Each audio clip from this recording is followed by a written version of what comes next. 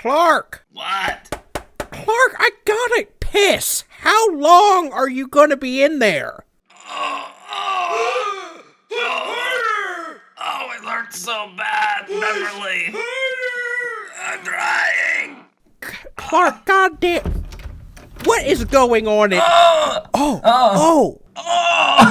My asshole's turning inside out. It's so dry from the cookies. He's getting a hemorrhoid. I see it. Oh, it hurts so bad, Beverly. Oh, you're bleeding everywhere, Clark. Come on. Are you gonna clean this up or what? Oh, I'll try, Beverly. Last time I cleaned up all your shit blood. Oh, I'm sorry. Oh my God, I'm out. Flush me. Oh, that was the most painful shit of my entire life, Grandpa. Oh. You're telling me. That's the last of Grandpa.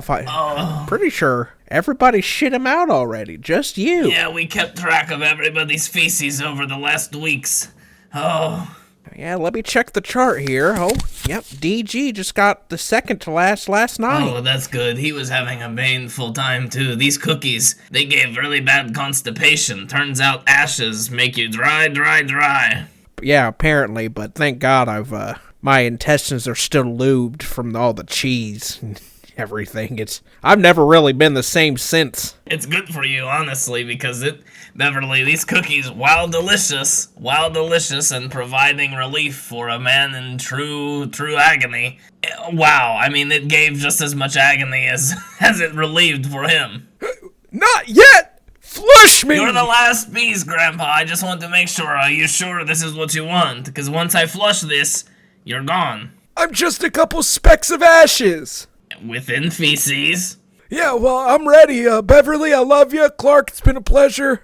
Please. I'm ready to be in the sewer. Well, and then once you get to the sewer, you'll break up along the way, and hopefully, once you're completely scattered to the winds, you'll be able to pass on. Let me pass.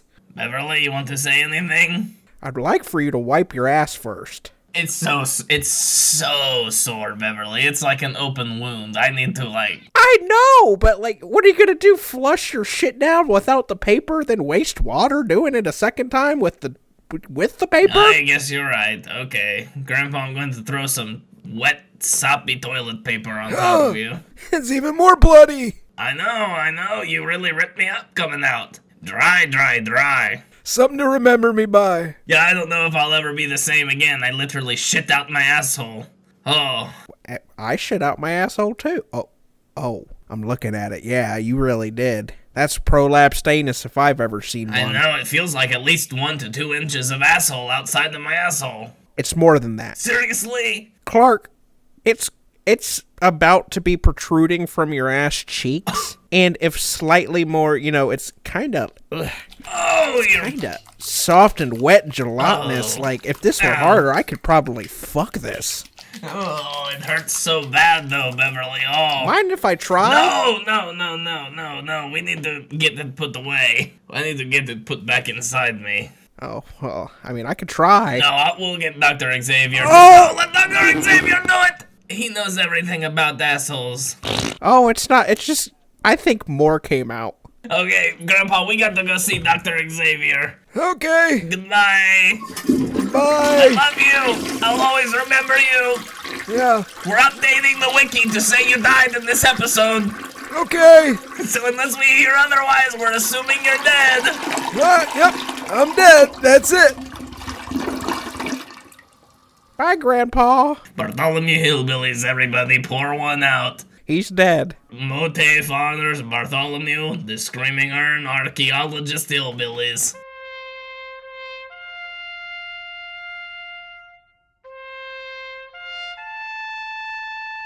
And he's dead.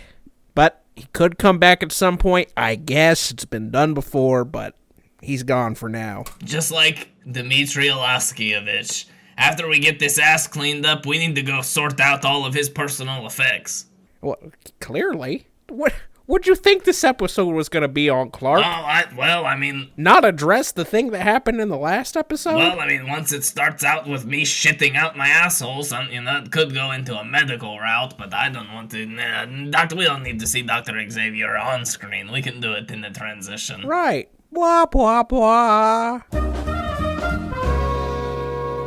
Oh, Dr. Xavier got my asshole tucked right back inside my asshole. Yeah, I was getting worried about you. You kind of look like a baboon. Oh, yeah. It really started to swell up once Beverly was playing with it, tugging on it and straightening it out. Tristan, tell me if I'm wrong. If you saw, just a new orifice coming out of your partner, wouldn't you want to fuck it? I mean, no, I probably wouldn't want to, come to think about it, I don't know if that's ever been done. I'm sure not. Like fucking getting fucked by a butthole instead of fucking the butthole? I guarantee it. I can't. It never has happened.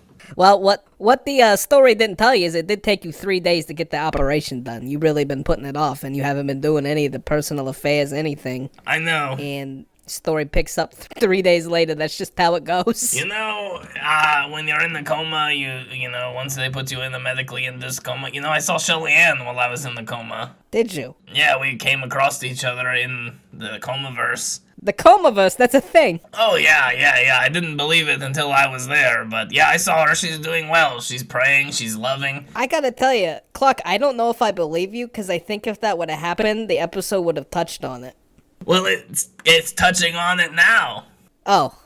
Yeah, I mean, it's just weird to think that there's some sort of comaverse out there that Shelly Ann was in. What did she say? Oh, she was just eating, praying, and loving. She just, doesn't know how to get back to her body. Lost her way. She didn't say anything about me? She misses you. Yeah, I mean, she said... Oh, yeah, she misses me. So that came after the fact. She's just eating, praying, and loving. I didn't want to scare her, and tell her that her mortal body had a baby. She didn't know anything about it. What does the baby have to do with me? I mean, it's my baby, but her missing me. How could I expect her to miss a baby she doesn't even know exists? It's different in the comaverse, you don't think about partners or really anything like that. So it's honestly nice that she said you at all, You weren't thinking about me in your coma. It's just a different way to be, Beverly.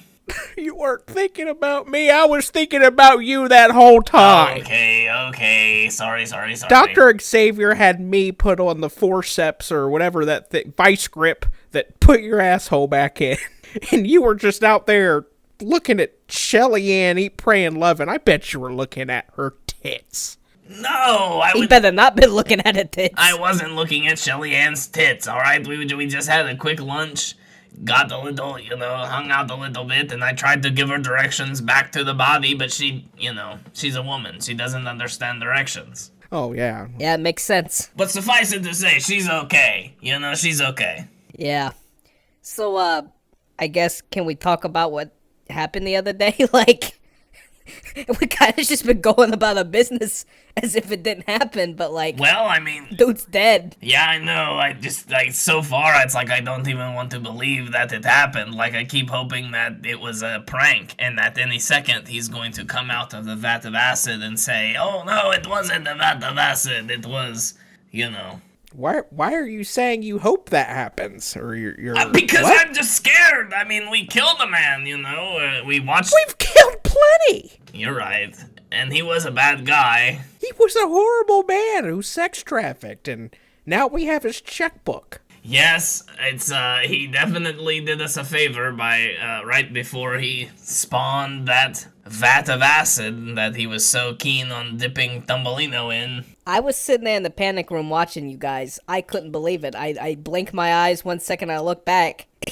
He's dangling over a vat of acid. It's crazy. It can only be described as part of the Magic Man, right? I mean, did the Magic Man give him some sort of vat of acid pill? No, I never even thought of that. It's possible. I mean, how else does a man spawn a vat of acid? I don't know.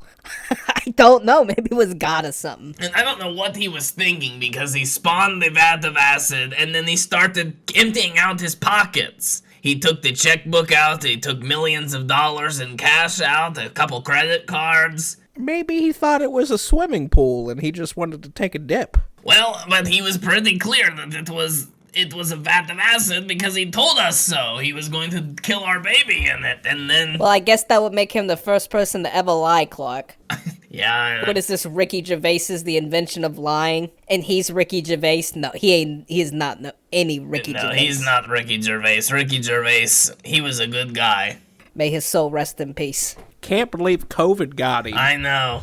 The Brits, they didn't wear their masks. Oh, well, yeah, I'm writing my check I'm writing myself $1 million. I gotta go ATV on my eyes. I mean, it's been a long time. Ours is now the last month. Well, hang on, Beverly. Now, we got to we got to think carefully because somebody might watch the money. You know, somebody might have access to the account too and start seeing that money is being spent. What man in his right mind would give out his password?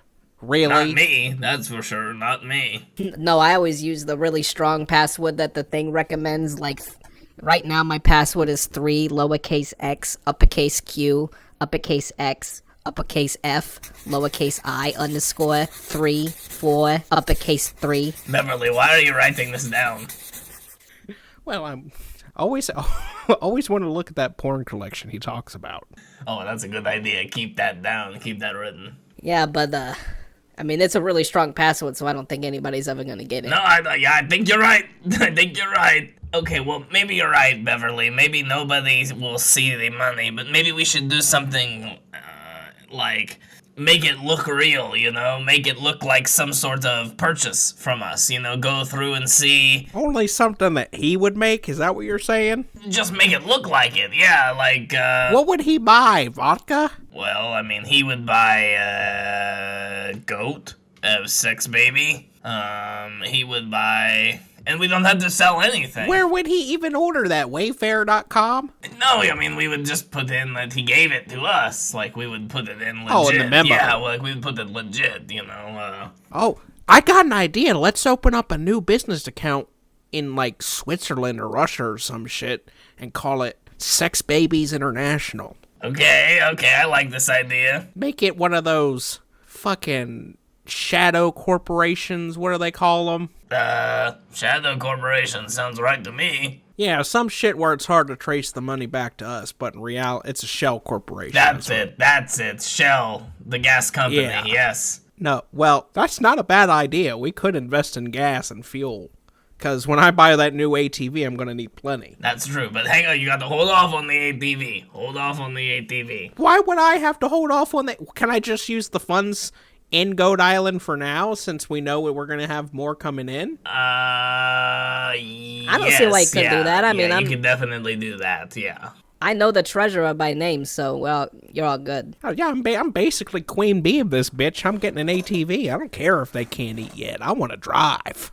Oh, yeah, you're going to drive. But, you know, I think we should do something else, because with the money, I think it would be important to honor, you know, DG, because without DG, who knows what would have happened, you know? He took Dimitri out, and he also, you know, was able to help save Tomolino. Yeah, Beverly, I don't know why Clark has such a great point here. I don't know why you're being such a selfish cunt, because I didn't see you headbutting Dimitri into a vat of acid. You know DG loves ATVs.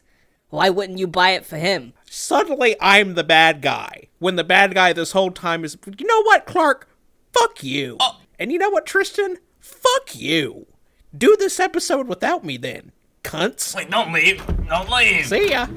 Never know. Oh, fuck. Well, I guess we're gonna have to have somebody new just suddenly walk into this, I guess. It's just me and you, Clark. What if we made a solid gold statue of DG? I like it. And placed it in the center of town and did a ceremony to unveil it.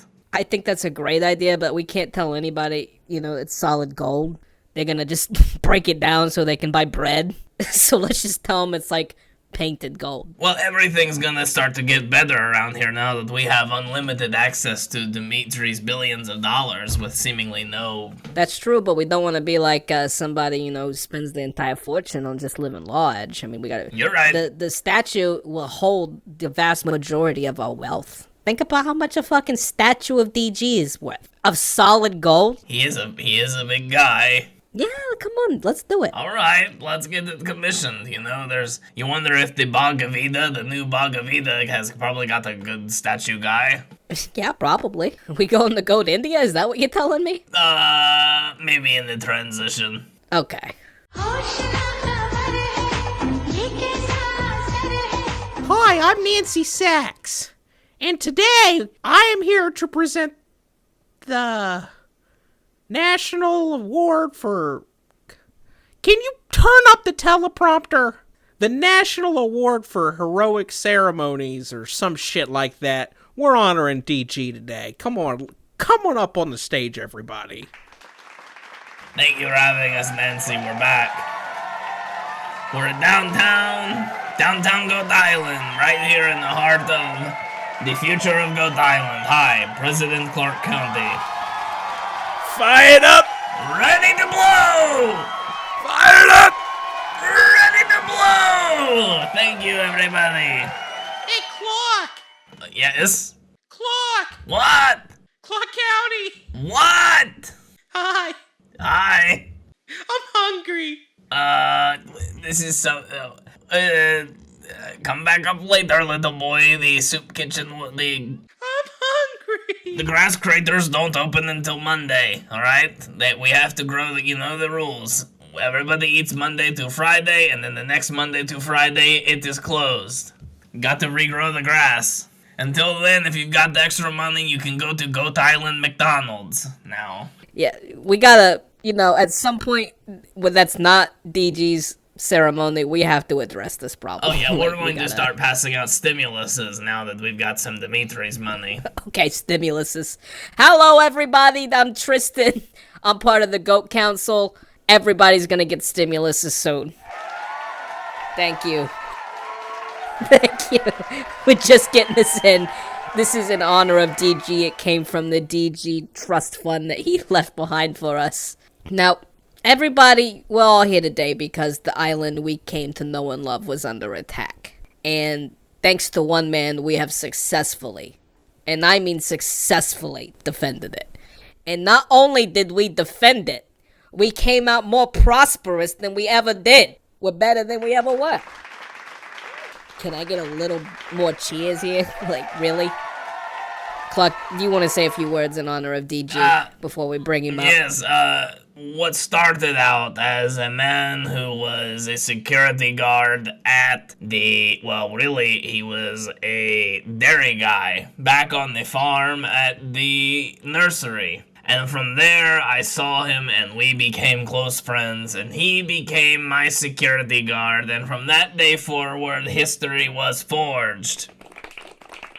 Now today, on this rock, we have erected a statue to commemorate a heroic man and his heroic act of heroism for being a hero. And without further ado, Big Pisser! Hold on. I'm getting her. She's running. Okay. I'm getting her. She wants to spray her. She's spraying on the statue. Hang on. Oh, okay. Come it's here. Your territory. Yep. You're allowed. We want you to smell like home. Yep. We don't want you to get lost. Oh, there's piss all over the stage. Okay, continue your ceremony. Sorry. She's going to mop that. She's got the Swiffer wet jet, and she's going to mop it up. I'm pressing the button. I'm loving this. It's so easy. I think we should give these out to everybody. You all want Swiffer wet jets? This is going to be one clean island. Let's get the man, the myth, the hero out here. Dairy guy! What's up, everybody? What's going on, dudes? I just want to say, y'all, this has been, just truly unbelievable. I mean, first I win fucking Survivor MOATAIF Island, and then I just, saved, I feel like I've been kind of, more like a secondary character. At some point, maybe I was primary or, main character, protagonist level, but, no. I've been cast aside too many times, and I come a little bit more than when it's convenient, but not much more. And so, to be the person who's, behind two big things, fucking rad, dude. We love you, DG. Thank you, brother Clark. And Clark and Tristan, just since you were up here, I just wanted to thank you and like the entire council for finally legalizing goat weed. Oh, absolutely. It has been a great thing for our family, our friends, and speaking of goat weed, you know who has really enjoyed having goat weed blown in his face ever since the accident? Who? The person you rescued, Thumbelino! Prince Thumbelino!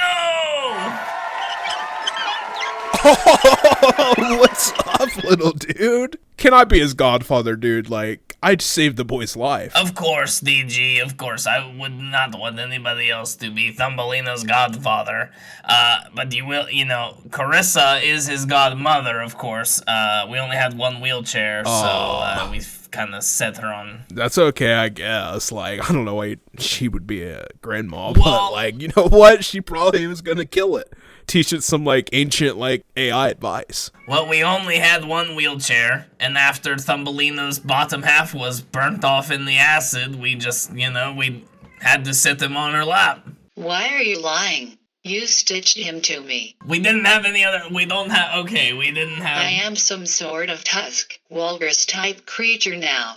No, Carissa. Like the movie Tusk. Fuck. Carissa. No. Go lay down. Go lay down. Turn off Carissa and let's just keep Thumbelino out there. No. Please do not send me back to the coma-verse. Thumbelino doesn't like it when she's turned off, apparently. It probably hurts having half of your body burnt off. I mean, Dr. Xavier said she's in no pain. Well, then he's just angry. Oh, well, everybody, Thumbelino! Alright, Nancy, do you want to do the honors of unveiling the statue? What? Do you want to do the honors of unveiling the statue? Clark, I am hard of hearing, I speak the language. You don't have to speak to me like I'm dumb. Yes, I will. Sorry, I didn't know. No big deal. Here it is, everybody. Ready for the sheet to come down? Move that sheet! Woo! Oh! It's so beautiful. Clark! Dude, you shouldn't have. What the fuck, dude? It's gold. No. It is... Little Pisser. I'm getting her. Big Pisser, shut up. I'm trying, Clark. I'm trying. No, DG, be careful when you say it's gold, because it is painted gold, everybody. It's real gold, DG. It's painted gold. Oh, dude. How did you know gold was my favorite color? Just because of that's you, brother. You're gold. Dude, it looks just like me. Yeah, well, I mean, it better look just like you. The Baga Vida, he doesn't go cheap. No, he does not. He knows he knows how to invest a lot of wealth into a statue. What is that music? Do you hear that? Yeah, the thing that's going bing, bing, bing, bing, bong, bing, bing, bing, bing, bing, bing, bong. Yeah, what is that? It sounds vaguely Russian. I mean, somebody's probably just playing the music or something. Yeah. This party's happening everywhere, I assume. You're right. Yeah, I kind of thought it was like the after party for me, dude. Well, we do have an after party planned, so everybody enjoy this statue. No vandalizing. DG, thank you for your act of heroism. Thank you, dude. You are a true hero, and we like to honor heroes. Yeah! It's a gold place, and they say it gets colder. Level up now, wait till you But get the older, medium man DG. begs to differ, judging by the hole in the satellite picture. The world's on fire. How about yours? Well, I like it, then I'll never get bored. Hey now, you're an all-star. Game on, go play. Wild after party. You're telling me, That dude. was so much fun, DG. Oh my god, dude. Thank you so much. Here, give me a go hug. Come on. Oh yeah, brother, go Doug. Nux on that, dude. You have a safe night getting home, DG. Oh, dude, for sure. I got my ATV. Get there, drive safe. I know you've tied a few on. Don't worry, dudes. I got the rest of my life ahead of me. Oh Beverly. That is a good man right there. That sure is. And you know who else is? Who? You, honey. Oh, thank you, Beverly. This has been the perfect day. It really has. Nothing spooky, nothing crazy has gone on.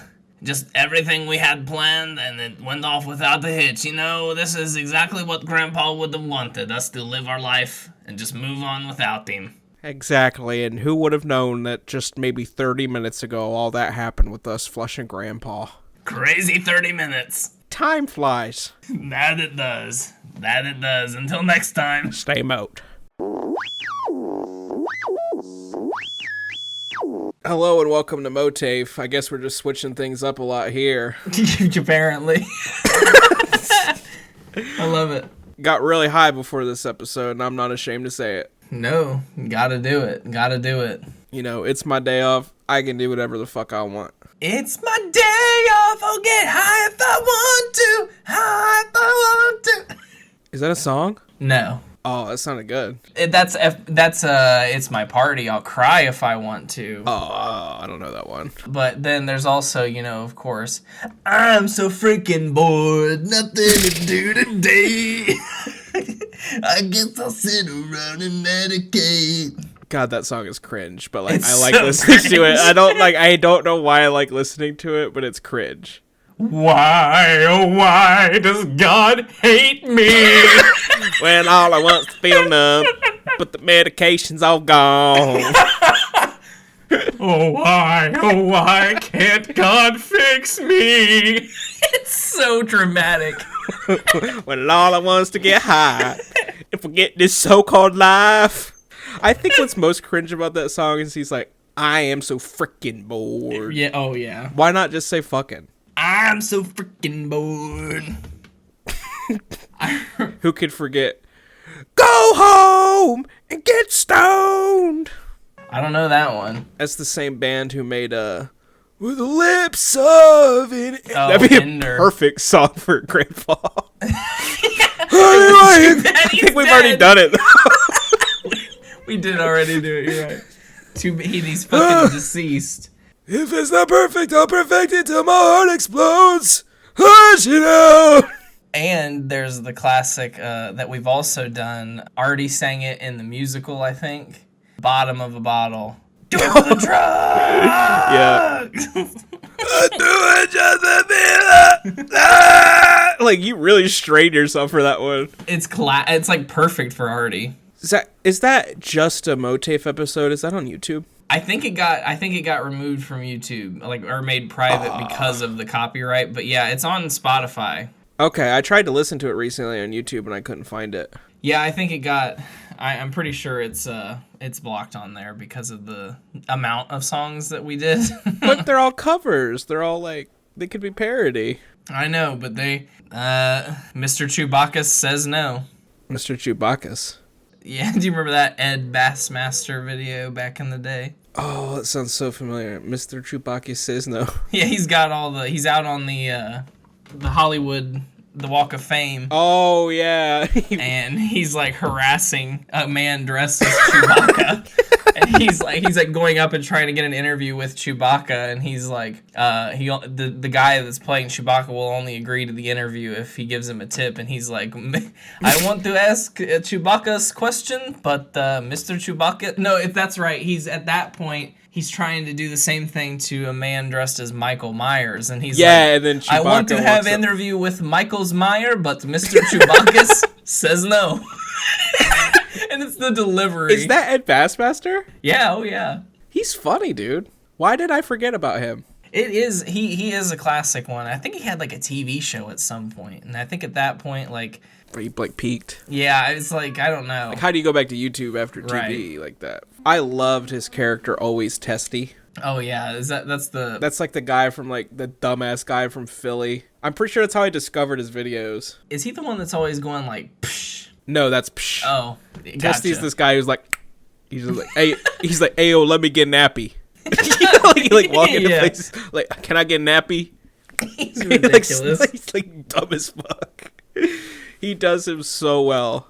But the guy is hilarious too. There was that guy, and then there was the one that was like really popular was like Just look at it. Yeah, just look. Would you look at it? Would you just look at? And that one I hated. I started to hate that one. I like Swollen. You remember that one? The man, he had like this like he's like swollen genital area, and you like walk around. He's like shorts. He's just like, I'm gonna have to show you a picture of it because like it was fucking hilarious when he went into public like that. I do kind of remember that. There was a time when I was really a fan of Ed Bassmaster. Of course, I think you definitely introduced me to the young man, but I don't think any of them ever made me laugh as much as that Mr. Chewbacca says no. Yeah, I agree. But this fucking swollen guy is fucking ridiculous. Sorry, Spotify listeners. Look it up. They can look it up. Or YouTube. Oh my god, yeah, there he is. I remember that now. Yeah. He's fucking disgusting. So ugly. So ugly. He has good content. I like him. He did, yes. I don't know. I can't vouch for modern Ed Bassmaster because I haven't watched him in probably like 10 years. Probably, yeah. It's dude, the fact that like, I was referring earlier today before the podcast as a really quick edited video as like a 2010 vlog. Mm-hmm. That was 12 years ago. Yeah. But that's like what I think of when I think of a vlog. I don't think of like the vlog style that like Casey Neistat popularized. Mm-hmm. The like cinematic vlog. Cinematic, dude. If I have to see one more goddamn drone shot in my entire life, I'm gonna blow my fucking brains out. Some like mundane place. Now, I agree with you on that because like when people are doing it in YouTube videos, it's like, oh my god, come on. And there's always like some song in the background like blah. I gotta say though, there's in the new Kardashian series on Hulu, the very first episode, I mean, it's literally, it might as well just be, it's like, it is literally just a new season of Keeping Up with the Kardashians, but just now produced by Hulu instead of E! Yeah, Stephanie was telling me about it. It's honestly, it has like a different vibe. That's what I hear. Weird. Yeah, it has like a different vibe. I kind of like it. But anyway, it starts with this, what I thought was actually a really impressive drone shot. This like really like long drone sequence, because apparently it had been a long time in between like the filming of the last season of the old show and the first season of this show. And so there's like this like little catch up drone shot that they do where like it starts at, I mean, and it's pieced together, but did you see that one drone shot that's like, that went really viral where it was one long shot of a, like, it like flies into the bowling alley and like down the lanes and around the pins and catches like all this stuff, and it was like no, really but I feel like I get the idea of what you're saying, almost like a choreographed shot. Yeah, exactly. With a drone that can pretty much go anywhere. Yeah. And it went That's really cool. viral. That's artistic. Yeah, exactly. And I really liked it in that like bowling alley video that it went viral, and it was like really cool because it was all choreographed and like, somebody rolls the ball and that's like as the drone catches up with it and it follows down, sees the pins break, goes behind to see the guy like setting them back up. It was cool. Uh-huh. They do it in the Kardashians. It starts at like it like flies over Khloe's house and she's like hanging out with Tristan in the backyard, and they're like, we got to get ready to go to Kim's, and it flies over like across the street to Chris's house and through the window, and it's like, it was cool. Okay, it that's was really cool. Interesting. Yeah, it was a cool drone shot, but they're definitely gay when it's just like somebody using their personal drone. Yeah. And like they're just like sitting there like, all right, let's get to it, and then it just like flies up, and then you see them just like sitting there like just like it's just like trying to make things that aren't epic. Right. And like, it was really cool when Casey Neistat started that. Mm-hmm. But it's just so overdone and copied now that, like, I don't want any part of it. That being said, as I'm sitting here, I just started envisioning, I'm like, I want to see high-quality drone footage of, like, the C.J. Brown Dam and Reservoir. Okay, Zach, you got a really good point there. Yeah, like, I want to see, like, some really high-res footage of that. Like, it'd just be like, wow. And, like, you know what? I want it to, like, fly into that big, you're coming up, you're coming from Villa Road and going towards, towards Columbus Road. And you, like, the dam is right there, like, the walking path. And you're coming by, and it's like, You know, I want to see that. You know, there's what I'm thinking is that big water outlet that's like shooting out water. Yeah, that's like right near there. I want to fly the fucking drone up in there. You know what I mean? Dude, that's see a where great the fuck idea. that goes. You know what I mean? You can do some cool stuff with a drone. Yeah, Dude, you're making me want to get like a nice drone. The only other drone footage I've ever wanted to see, besides the drone footage we just created, is the footage of everything that we had thrown on top of the Upper Valley Mall when you brought your drone there. That's probably gone, though, you think? No, I know that. Yeah, I mean, I'm sure that. But I wish that we had been able to get better footage at the time. Yeah, that was a because shitty it was little really, drone, I mean. It could have been really interesting to see all the shit that was up there. I mean, dude, maybe by the end of the year I'll have a drone. Let's do it. Let's do it. Fly it up. I love how I went from like being a drone hater to like being like I might have one by the end of this year.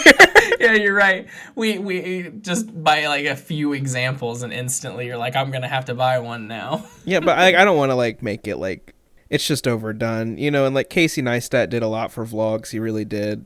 I certainly borrowed elements from them, which then you know we both did like indirectly. Mainly just kind of like setting up shots where you're just candidly doing things. Right. I like that. I think it's cool. It's a better vlog.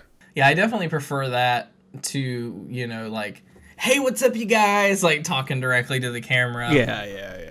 You know, interestingly, like, as much as I hate it, like, I really have been enjoying watching and they're so gay, but, like, watching Ryland's vlogs from, you know, Shane Dawson's Ryland. I don't know why I don't know why I do it, but like when they come out, I'm like, okay, you know, and I watch it and it's like, why am I watching this? What does he do in them? Does it just living his life? Yeah. And a lot of the times it's just like, you know, it's, you know, of course they bring in Mr. Dawson because it's part of his life, you know, of course, and, you know, for the views.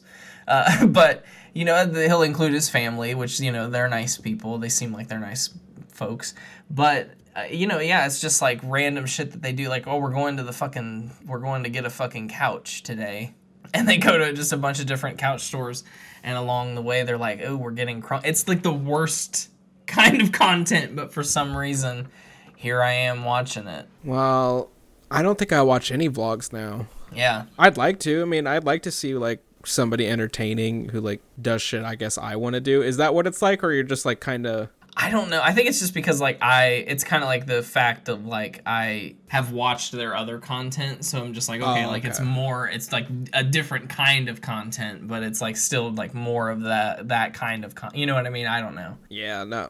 I had recently last night somebody was trying to make a case to me to watch Markiplier. Ew. I've never watched The Young Man, but like I can't say that I have either, but I might give it a shot, but people love him. I didn't realize he was so popular as he was. To me, it seems cringe. What is he? Like, what does he do? Video games, right? Like, I mean, he's a gamer, right? Well, apparently, he's more than that now. Like, he makes movies. Oh. I mean, sometimes that happens. You know, I guess I could see that. I'm not saying I would be completely, like, turned off to something that he created, but, like, I would not want to see, like, to me, what made him the most famous was video game, like, Let's Plays. Yeah, I don't like Let's Plays. I don't like them at all. But you know what actually would be fun though is doing like a Minecraft series together or something. Oh yeah, that would be fun. That would be really fun. Yeah, that would be cool. We should do that. We should do that. It's a good idea. And because like instantly as soon as you said it, I'm like, and that's something that can happen via distance. So it's like right. Perfect. Yeah, I don't know why we haven't thought of this so far. I don't know. Start like a little Minecraft realm and like hell yeah. That sounds fun. Oh yeah, it does. Yeah, it does. Okay, folks, you're hearing a. We can make Austin's X00 type like content. Like we could make Goat Island. Oh my god. That's right. Like make right. the big DG statue. Right. Wow, crazy! You heard it here first, folks. We're going back. We're making a Let's Play. It's interesting that like literally both things that we brought up were like we don't like that drones and Let's Plays, and now we want both. Maybe we're being too critical of them because we secretly do want them. I guess you're right. And any sort of justification, we're like, okay, yep. Why has that been the theme of this episode? Definitely not planned. No, not at all. Dude, I'm like already really pumped up for this Minecraft Let's Play. Oh yeah, me too. But here's what I don't want.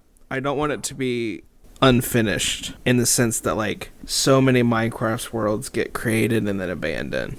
Right. I want it to really be like a metropolis Oh yeah. of like our shit, of like what we want to make. But we really put our mind to it, don't we? We really Oh yeah. creative mode for sure. I remember one of my favorite, and it's really interesting to think about. But do you remember the one server that we played on? And I had just I guess I had just started watching Breaking Bad, and I came as Walter White. Yes, I do And remember you hadn't that. seen it yet. You hadn't like seen. I mean, I think you had like heard of it. Obviously, how could you not? But you like, and I just remembered like telling you about it, and I'm like. And the whole time I'm playing as Walter White, and we started like cooking meth. That was a good one. Yeah, You had it like was a whole fun. like cauldron. It was like right when those were added in. Yeah, it was really fun. That was really fun. I remember like heading to the spawn and like making a deal with somebody else in the server. They're like, I've got potions, meet me at the spawn. And they're like, is that fucking Heisenberg? Like just hilarious. Yeah, we were playing on like a legit server, weren't we? Oh yeah. It was fun. It was a lot of fun. Damn. That, and I also recently remembered Cole Emery Robertson. That's so random. I And- forgot we played with that kid. How did we know him? What's the other one's name? William. Is it William? It's something with a W, dude. Yeah, I know. I felt like W too. I felt like W as well. Warren. Warren. Maybe I still have him on my phone. I think Warren it is- Winters. Warren Winters. Yep. Cole Emery Robertson. How did we meet those kids? These were kids we like played Minecraft with a lot. We were just playing on their. We randomly discovered their server on like some website where you could like host a link to your server. Oh, we did, didn't we? Yeah, and we started playing on their server, and they started like fucking with us. They like came over and like were like griefing us and like watching us, and it was really creepy. And we're like, what the fuck? You know what I mean? Like.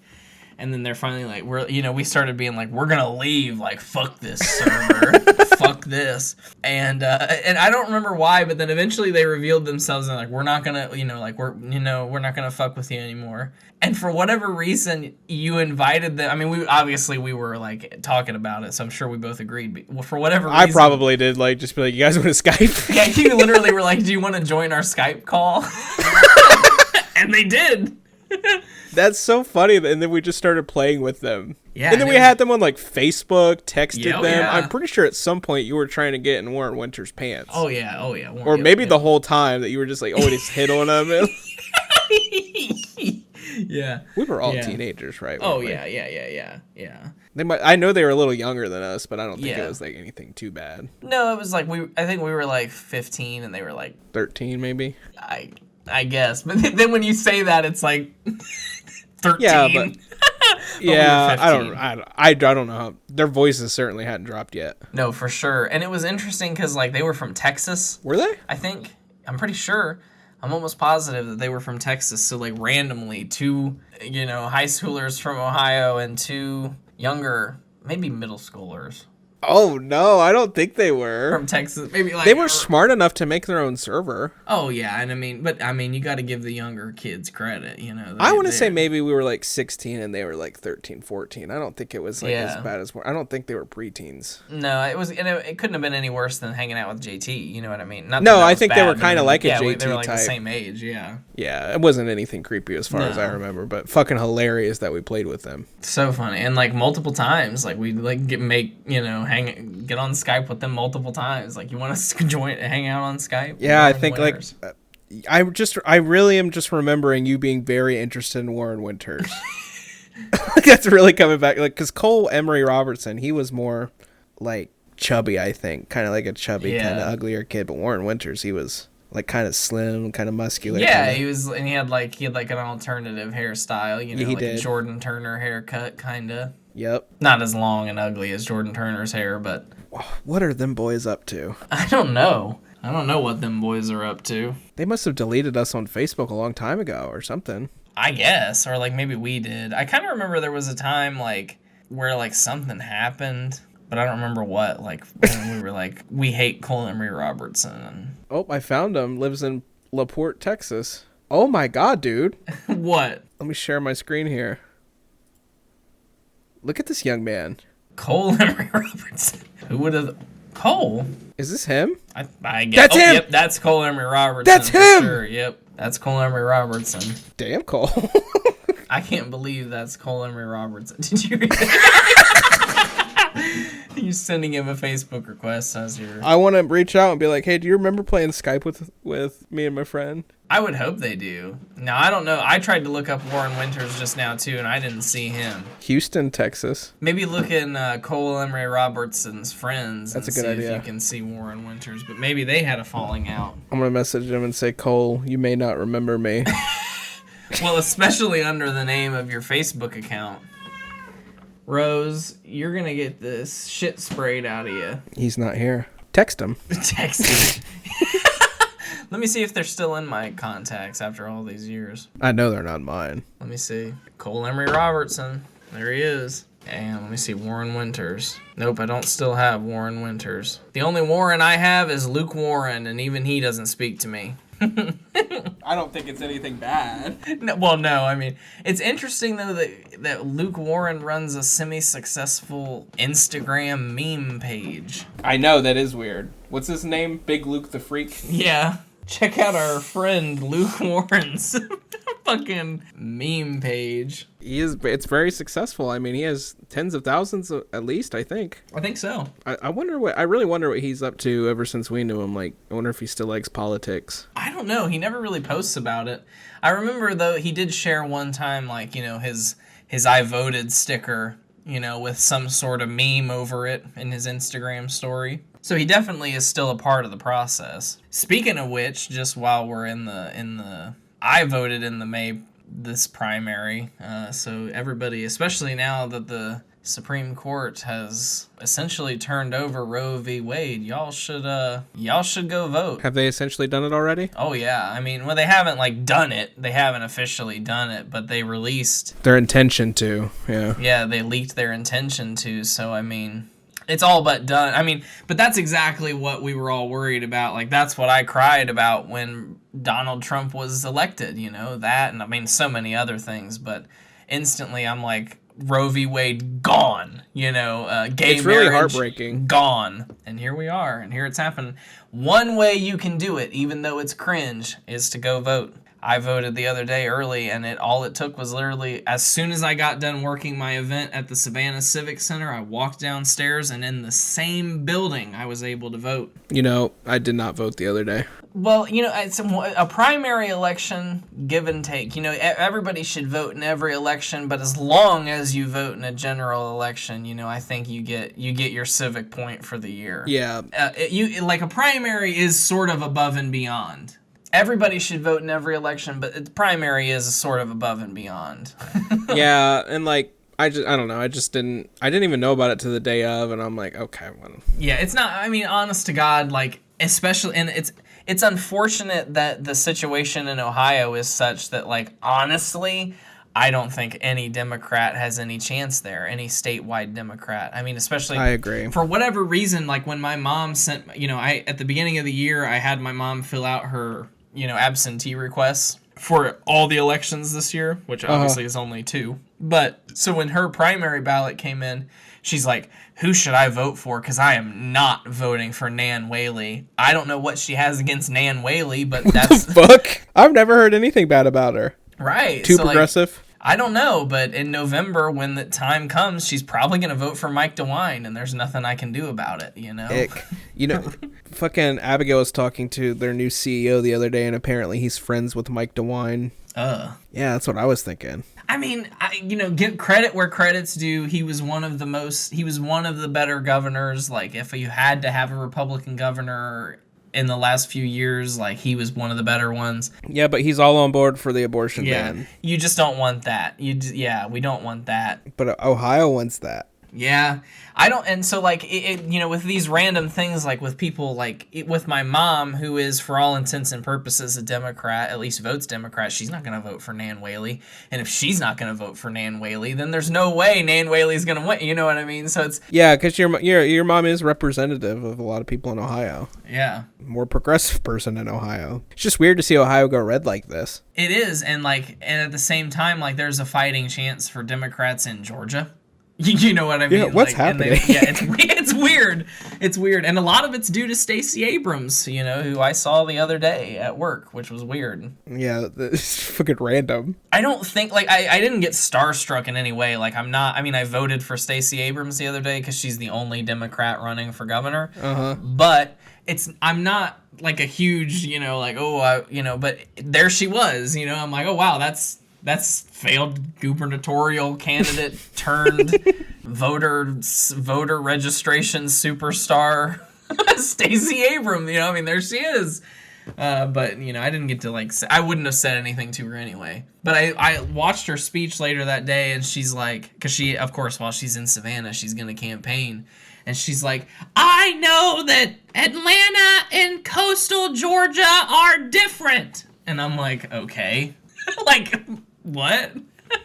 That the more metropolitan areas are different than the backwoods Republicans. I guess, but I mean, and it is different. There's a lot of times, when I'm down here, that it's the other day when I was working at the convention center, I was taking the ferry multiple times a day, across the river to get lunch and all this shit. I'm I'm living coastally. It was really weird. Yeah, that is and I'm weird. this whole time I'm I've been living on the coast, and so it's weird that there's a different mentality here in Savannah than there, and it's it's a little more laid back, I imagine, than Atlanta, which is a much bigger city. So, and a lot more crime, so there are different needs. I see, Savannah, okay. But it's just the most basic thing to say. You know what I mean? It's of course there's different needs in Atlanta than there are in Savannah. Of course. I don't know, but folks, go vote. It looks like Mr. Quillen has prepared his message to Cole Emery Roberts. So I sent it. Yeah, if you'd like to share it with the listener. Oh, I said, Cole, I'm not sure if you remember me, but you, me, Warren, and my friend Zach used to play Minecraft together. This is a fake Facebook, by the way. It almost seems like I made the Facebook just to message him. Yeah, you're right. You're right. That's fucking hilarious. I hope he responds. Maybe he'll respond while we're talking about our next little topic, but we'll see. He might not even. You know what I kind of hate about Facebook is if you're not friends, sometimes it'll send it to a different inbox. Yeah, you can't just get messages like that. I'm come on. Yeah, they really try to filter the spam. So this honestly, this is the first day off I've had in, a while. You've been working your ass off, dude. I'm impressed. Yeah, thank you, brother. April was a complete turnaround in a good way, but it was kind of I kind of knew by that point. I'm all right, I have to get my shit together, and then I just kind of did it, which was nice, And then I know you had said this, and everybody had basically said it. They're once you start doing it, it's not as bad as it seems when you first start doing it. And yeah. That is absolutely true. And literally the other week I worked 46 hours. How did they get me to work overtime? I don't know. It's I don't know how they did it.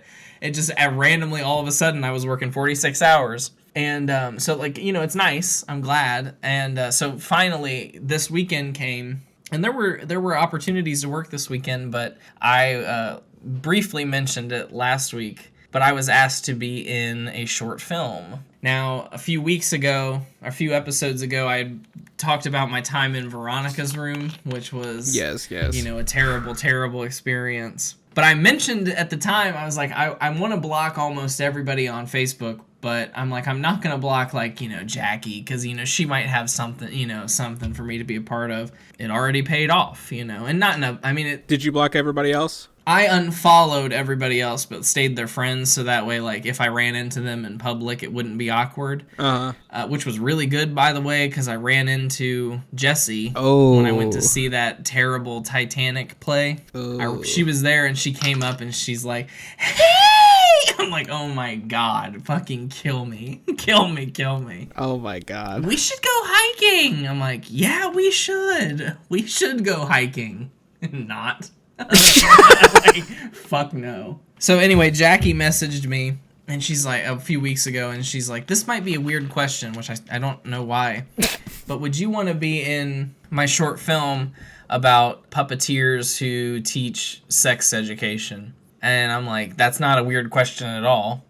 To me, that's not a weird question at all. Like, of course, yeah, sure. Because honestly, like, looking back on it, she was, like, most of the faults of Veronica's room stemmed from Jesse. It wasn't really Jackie's fault. So I was willing to give it another shot, and it was, like, a short script. Like, it was 8 pages, but, I mean, I think that's going to be, like, 5 minutes if it's really drawn out. Because it's just not that much stuff. So she sent over the script, and at first I was just like, I really couldn't bring myself to, like, sit down and make myself memorize it. I couldn't do it.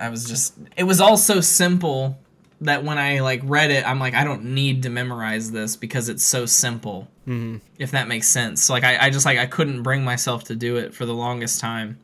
And so I show up on the first day to set, and we're shooting. There's, like, 2 flashback sequences. So it's called Matt and Spratt Take Jersey City, and Matt and Spratt, I play Matt. Matt and Spratt are like a Jeff Dunham type duo. And at some point in their career, they were on Broadway. And so there's, like, 2 flashback sequences in the movie, in the short film, 2 when they're on Broadway. And so that was, like, what we filmed first. And this is just looking back on it, this is just crazy. So, like, she needed a stage, obviously, and she needed something that looked like, like a Broadway stage, or like it could at least pass as a Broadway stage. And she, just for literally, like, what will amount to maybe a minute of screen time in this whole thing, dude. Maybe a minute.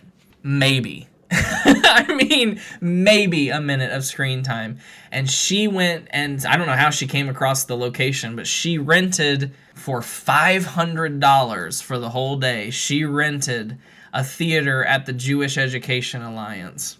Just some synagogue downtown. This woman needs to do some better scouting. Yeah. And so I'm like, I don't know if I just felt like there could have been so many. I mean, it was a good set and it looked really good on camera, but I'm like, $500. It is just an astronomical cost for what's going to be such a short part of the movie. Mm-hmm. But that should tell you, I mean, she's really she calls it her passion project, and she is really, I mean, she's like, I've been saving money just to, like, while I'm in grad school, produce movies. So, hey, more power to her. So that's what she's doing. She wrote the script, and it's funny, it's silly. The theater world's kind of like a circle jerk, it definitely is. Yeah, we all know it. And a lot of people were like, literally, and I don't think she's ever going to listen to this, but Erin, is a girl that is in Taylor's class, who is also in this short film. And she was playing the principal. So at some point after Broadway, Matt and Spratt get canceled, and they start doing, like, school tours and doing various shows at schools, is, like, the overarching storyline. And so she plays the principal at the school, and the whole time she's like, Jackie, this is so brilliant. Like, this is just such a good idea. So funny. So good. Such a funny idea. I've heard other people talk about how, like, Hollywood will, like, circle jerk each other like that. Like, yeah, you're gonna go so many places. They'll just blow smoke up everybody's ass. Literally, dude. And, like, it's funny. I don't want to diminish it in any way, but, like, to me, and ultimately it is just going to end up being like a YouTube video, right? Like, even if she submits it to festivals, like, it really is going to live on YouTube or Vimeo, I mean, a video. So it's like, I don't know, but they had rented, from the school, like, checked out, I hope they didn't have to pay, like, checked out a bunch of equipment, professional lighting, a professional camera. Really? Yeah, I didn't look at the name of it, but it was a professional, like, film camera, and it looked really nice. I mean, the quality of the footage was nice. And so that first day, we show up, and we're filming the flashback scenes, and there's only, right away, there's, like, a kiss within the first, like, 2 seconds between me and Nick, who plays Spratt, because it's an LGBT film. Jackie identifies as queer. And so it's interesting because, like, I talked to Taylor about this, and I'm like, is it offensive that, like, because Nick has a girlfriend too. I mean, I think he's a flaming homosexual, but he has a girlfriend. And, like, obviously, I guess I'm bisexual, but I have a girlfriend, too, you know what I mean? So, like, right. We're two straight-appearing men, and I'm like, we're playing these gay characters. Ultimately, it doesn't matter, but I'm like, it's one of these, like, weird things that that the liberals get you thinking about.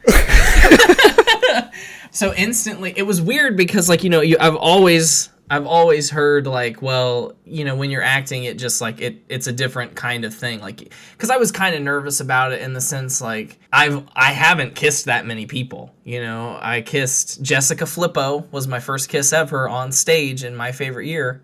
But aside from that, you know, I didn't really have a real, I don't think Haley Myers, yeah, we did have one kiss. So, like, I kissed Haley Myers, you know, on stage. On stage? Yeah.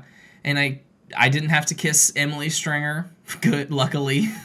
I kissed Annie Fowler on stage. So I had, like, a few stage kisses, but those were all, like, different. And obviously with women. Yeah. And, you know, Taylor was the first person I kissed romantically, you know.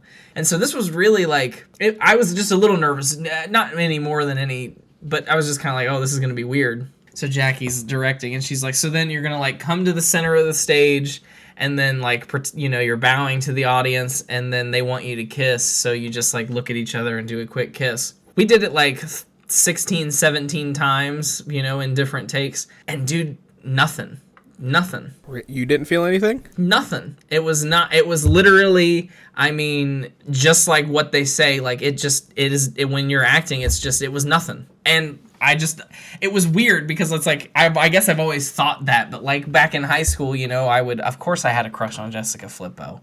Of course I had a crush on I get to Haley kiss her. Myers. So Yeah, like, I mean. Oh, there's, like, something spicy there when you do it. Yeah, and, like, just for this, it was literally just like, okay, yeah, we kiss. And, like business. Yeah, I mean, and it was interesting, you know, I feel like I finally have a firsthand experience, like, yeah, that's true. Like, it really just, when you're acting and you're both acting, you know what I mean? It really doesn't. That's growth as a character right there. Yeah. Oh yeah. It's interesting. Yeah. Growth as an actor, I mean. Yeah. So, and then we filmed one scene. The first half of the scene is like them coming out and bowing, you know, kissing each other, and then they go backstage, which is the second flashback that comes back later in the story. But the thing that bothered me was that, like, between takes, like, so, like, when we were in the front of the stage, I was on the right and he was on the left, and then when we turned around, now I'm over here in the next shot, and he's like, I should, you know what I mean? Oh, the continuity? Yeah, exactly. Like, I should still be on the right, you know what I mean? And so that happened a lot throughout the movie, and I just started to tell myself, like, well, it's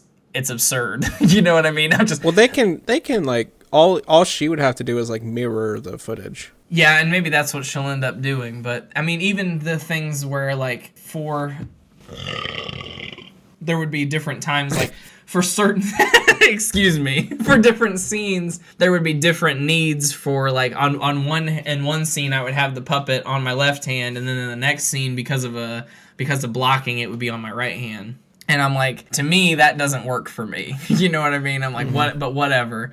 You know, I do what the director tells me. So we wrapped really early that first day. It only took like 2 hours to get it was really just like one continuous scene that is broken into two scenes in the actual film. And then we were to be back the next day at 9:30 in the morning at the Savannah Film Studios, which is a SCAD building. So when we get there, the building doesn't fucking open until 10, so we stand outside and we start rehearsing outside. Now, I think this was intentional because it's, like, silly, but she purchased, and I'm sure it was, like, cheap too, but she purchased one of the set pieces was a small puppet theater. But this puppet theater was meant for, like, literal toddlers to use. So, like, it's literally, like, maybe, all in all, like, maybe 2.5 feet tall. Okay. And so we, as two full-grown men, and I think that's, like, part of the absurd, you know, like, funny. We, as two full-grown men, are, like, literally, like, crouching, like, you can't hide behind it. But, like, literally, I'm on my knees for the whole shoot. And she had originally said she was going to bring knee pads or like a cushion or something, but I don't think that would have helped because, like, for the whole scene, and she wanted to do it in one take. So for the whole scene of the puppet show, I am sitting on my knees, like, straddling this small puppet theater, sitting all of my weight, like, on my knees and taking it multiple times in multiple different shots. My legs were sore. My knees are, like, still sore just from, like, the muscles. You know, I don't think a cushion would have helped because, like, it was just how much weight I was putting on my knees. Uh-huh. And that's, I mean, my knees have always been uncomfortable. Like, I don't like crawling at a certain point. Like, there's not enough, like, meat on my knees. They hurt if I crawl. Really? Yeah, oh yeah. My knees feel thick as fuck. Thick as fuck. They do. They're like so thick. Even in like King Lear, when I had like a Pratt fall and then I like crawl across the floor really quick, that really hurt my knees. Just because there's just not a lot of pat. It's like my bone is just right there and it hurts. And sitting on them for that long. Are you talking about? Oh, you're talking about like fat around your knee, like where it's like skin and then bone. Okay, I see what you're saying. Mine's and so there's like no padding on my knee, and so crawling around on like a hard theater floor really hurts. Yeah. And sitting on them for a long period of time, like, I mean, I was like losing circulation in my lower legs, you know, because like I'm sitting on my legs for so long. And I don't mean to say like that she was being mean, but she was she wanted to like keep going, obviously, and I kind of needed a good, like, I would have been cool taking like a whole 5-minute break in between shots, because like my legs were sore, you know, from sitting there that long. And it's not like it's a long scene, but it's long enough that because she wanted to do it in one take, I mean, it was at least like 3 minutes, you know, each scene of sitting on your knees. And that gets really painful, you know, and then to not really take a break, you know, just to get a moment to stand up and then literally right back into it, doing it for like 15 minutes, you know, and then I'm like, I really need a break, you know, because my knees are hurting. Was this other young man like his knees hurting? Oh, yeah. I mean, not as much as I was, but like he was definitely, his knees were hurting too. And, but I kept being like, because I'm just awkward and I have a smidge of the autism, I would keep being like, after every take, I would like unstretch my knees and I'd go, my knees. And then I'd stand up and I'd go, oh, my legs. I just kept going like, my knees. Because this day we had extras in the room to like play the students that we're supposed to be scarring with our sex. Were the kids? No, they were SCAD students. So, I mean, she told like everybody was like shaved and like trying to look as young as possible. But instead of it definitely like she was started to say like, well, now they're high schoolers. So a little bit of it, you know, it was, I think it was scripted as elementary or like middle schoolers, but you know, she started referring to them as high schoolers. So, you know, parts of it changed. To be expected. But we did this puppet show over and over and over again from, you know, a wide angle, you know, we did 2 shots of that. And then we did one where it's closer up on him for 2 shots, one closer up on me, 2 shots, one from the back wide, one from the back close on him, one from the back. My knees were fucked. I mean, my legs hurt. Yeah, it sounds like it. And when we broke for lunch, I'm like, okay, like I can at least like, you know, when we come back, I wasn't even sure if I was going to have to do it again, if I was going to have to get on my knees or not. So we broke for lunch and she had ordered from a place called Frolly, which is apparently a popular gourmet Italian restaurant that I haven't tried because I mean I've never heard of it. Yeah, I don't really go places. She had ordered 6 pizzas from this place. Now this place prides itself on being like really fresh, and that's one thing I'll give it. It was really like fresh ingredients, fresh dough, fresh, you know, and it was one of the pizzas that used like fresh slices of mozzarella, you know, like an Italian pizza. So it was like really, really good. But what was weird about it was instead of sending like 6 different containers with pizza, they sent, so what they did was, because it's kind of like it was an Italian pizza, so it was like smaller, it was like not as proportional as like an American, like Domino's, you know, it was, they were misshapen sort of. Instead of sending them in 6 different containers, they took one of those like big casserole, like disposable casserole dishes, and put one pizza down, covered it with tin foil, put another pizza down, covered that in tin foil, put a 3rd pizza on top of that, and then covered the whole thing, and sent 2 of those. What? Yeah, weird, right? That's weird. So the first pizza, the pizza on top had nothing wrong with it. None of the pizzas were cut, by the way, and they didn't send any utensils, so we're just ripping the pizza. Ripping the pizza apart. Yeah. Delicious. I mean, it was delicious pizza. Very fresh. The sauce was good. The dough was great. The cheese was good. There weren't really any other I mean, there was like spices, but there weren't like pepperonis or anything like that. The second pizza, though, as soon as we peeled up the tin foil, all the toppings came off. All of the cheese. Oh, no. You know, all the spices. So it was literally just sauce on dough. And I'm like, whatever. So I just ripped off a piece of that pizza and started eating. You know, by that point, I had had another piece of the other pizza. So I was like, whatever. Well, Nick, who's playing Spratt, and Aaron, the principal character, start literally like picking the cheese off of the tin foil and like eating. And like Nick was putting it on his pizza, and I'm like, whatever. But Aaron was just like eating it right off the tin foil, and I was like, this is gross. All of a sudden, like, this is nasty. I don't know why they would do that. That was the weirdest part of the. I would complain about that. That was a stupid way to send those pizzas, and I'm sure she spent some money on it too. And she was all excited because she had ordered tiramisu, and that was like one thing that when she was like texting people and asking them to be extras, she'd be like, and we're gonna have tiramisu, because she was like so excited about it. They sent this like literally like I mean like just humongous thing of tiramisu. Hardly anybody ate it because they didn't send any fucking utensils. So like, how are you supposed to get? What are you supposed to do? That sucks. You know what I mean? So it was a lackluster lunch break. But when we went back, we finished filming with the extras, dismissed them, and then we had one last scene to film outside in the parking lot, because this scene sort of, I mean, not to spoil the whole plot, but they start doing the puppet show about sex, which was intended to be, I think, like some sort of sex ed class. They start, in the middle of the thing, the Matt is trying to do a normal show, and Spratt's really depressed, and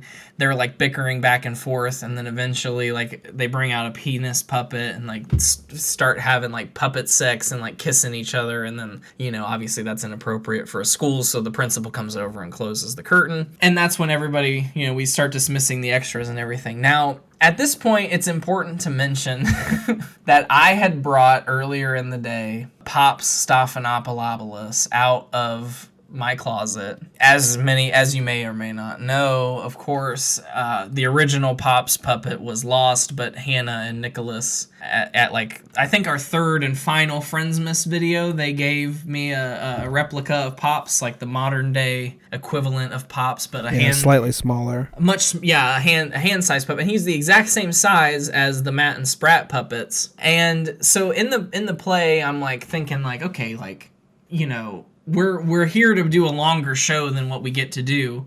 Spratt brings out a second puppet, so like maybe Matt would have a second puppet. I'm like, I'm gonna take Pops and see if maybe we can do like a little Easter egg. You know what I mean? Because like, to me, obviously Pops to me is a symbol of Austin Zach 00.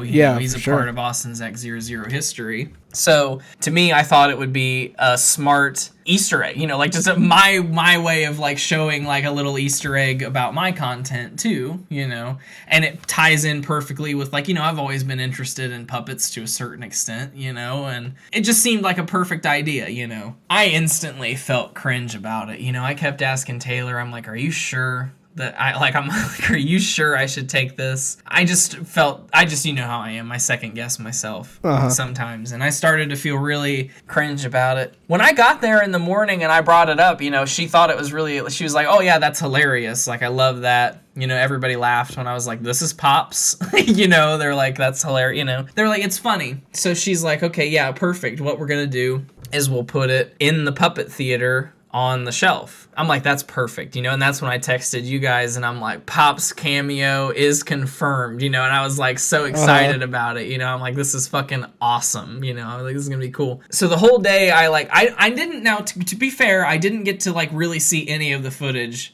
that they shot from behind, so it's very possible that he's in the shot. I don't think he is. I really don't think he is. The puppet theater being for toddlers, I mean, Pops was probably about a foot off the ground, maybe like 6 inches, really, he was really low to the ground. I mean, where my head is and where Pops was, I mean, I don't know if, it might just be literally like, if he's in the frame, it might just be like his hair even, you know what I mean? Like barely even visible.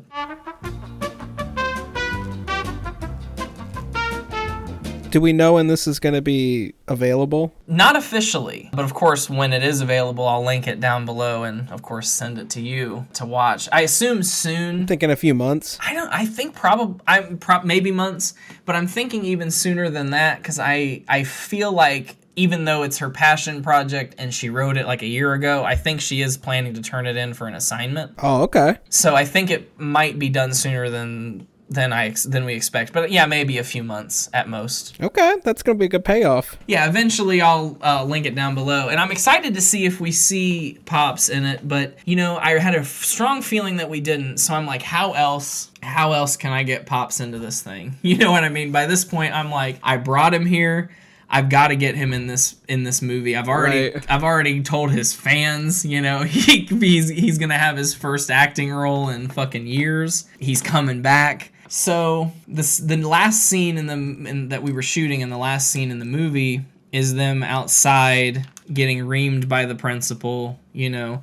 And as written, they're loading their car with like all of their props and stuff. So I'm like, okay, I'm gonna take Pops. I'm gonna take my penis. You know, I'm gonna take the penis puppet, and I'll take him outside, and I'll just have it in my hand while we're doing the scene. You know, I'm like, that's how it'll work.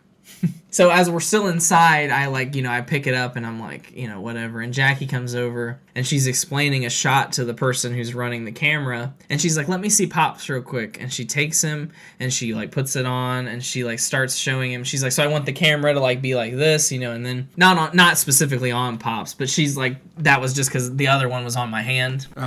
And so she's like, okay. And then she takes it and she sets it back down on the puppet theater. And she's like, we'll leave these inside for the scene. And I'm like, okay, shit. That sucks. I'm like, oh, shit, you know, it's confirmed. No cameo for Pops unless they got him on the shelf, right? So I'm like, fuck. I'm like, but I really want to get him in this shot. So I just pretended I didn't hear her. And I gathered up the puppets and I took them outside. And I'm like, I'm going to just see what happens. You know what I mean? I'm just going to, you know, pretend, you know, whatever. Because she wasn't talking to me when she said that. So, I mean, it's no reason for me to assume, you know what I mean? So whatever. So we're standing there. She starts doing the blocking for the last scene. And I'm like, okay, this is good. It's going well. And I've got him in my arm, and I'm like, all right, Pops, like we're gonna get you in this movie. And all of a sudden, right before we get started, she comes over and she takes the penis puppet from Nick, because I had brought that out, and then she takes Pops for me, and she's like, I want it to just be Matt and Spratt in our puppets in the scene, because in the last shot that she wanted was us hugging.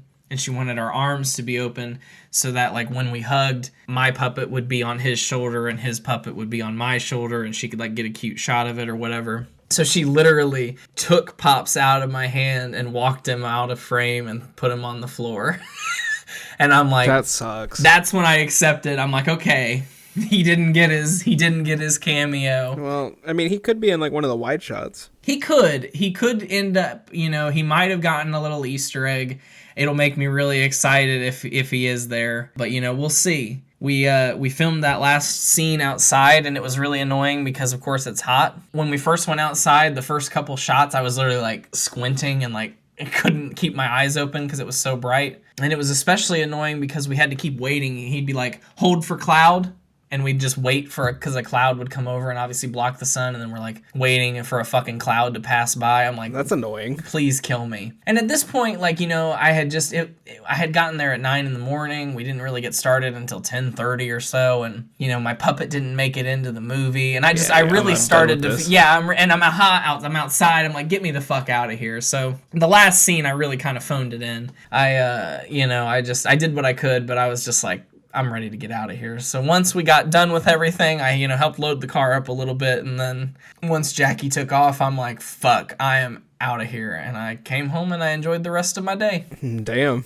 I'm excited to see how it turns out. But, you know, at least it's a much better experience working with Jackie than Veronica's room. So, like, I'm glad that, you know, we could do something else together that was better. Yeah, and she might have more passion projects. Yeah, hey, and I'll be in them, you know, and what can you know, I've got passion projects, so maybe someday in the future she'll be in one of mine. I doubt it. Damn. But maybe Why she'll not? be in one of mine. You think she would have to like it? Well, I just think, like, by the time I'm going to be in a place where, like, I'm finally making spoiled breasts, like, I'm probably not going to be in the same city as Jackie. Oh, true, that's all yeah. I meant, you know. True. Especially because, like, in my mind, that is Estelle Piper's movie, so in my mind, it's being shot in San Francisco, so unless she's in San Francisco, you know.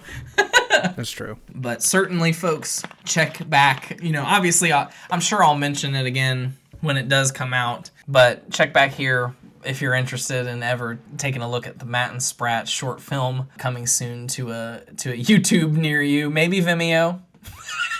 I mean, one of the two, right? I mean, It has to be.